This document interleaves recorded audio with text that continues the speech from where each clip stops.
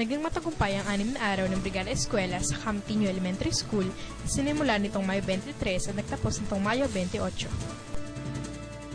Ito ay dahil na rin sa pagdagsa ng tulong mula sa mga stakeholders nito na kinabibilangan ng mga sanggunian ng barangay, mga sundalo, samahan ng guardians, pastoral council, health workers, barangay tanod, mga magulang, tri-bike drivers organization at Campiño Toda.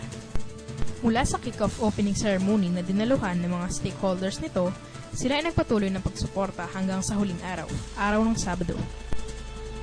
Bawat isa ay nakibahagit na isa sa paglilinis sa buong paaralan sa tinakdang araw na laan sa bawat grupo. Ang ilan ay nagdamo, nagwalis na paligid at maging nambubong.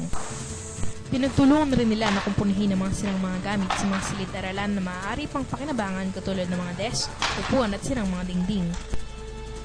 May mga grupo rin naman na nagpatid ng tulong sa pamamagitan ng pagbibigay ng mga pagkain na pinagsaluhan ng mga nakiisa sa paglilinis.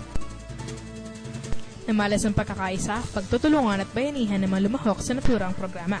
Dahil dito, inaasahan na sa darating na pasukan, ang CTES ay handa na para sinimula ng taong panurat 2011 hanggang 2012. Ang tagumpay ng Brigada Eskwela sa CTES ay dahil na rin sa pangunguna ng punong guro na si Ginang Marcelina Arenas.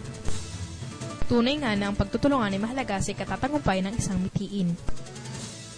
Ito si Katrina Pascual sa pamamatnubay ni the DepEd Media Bureau Member Alan David Valdez at Mary Grace Torres ng Campiño Elementary School nag-uulat para sa DepEd Hour ng DWJJ Radyo Vision.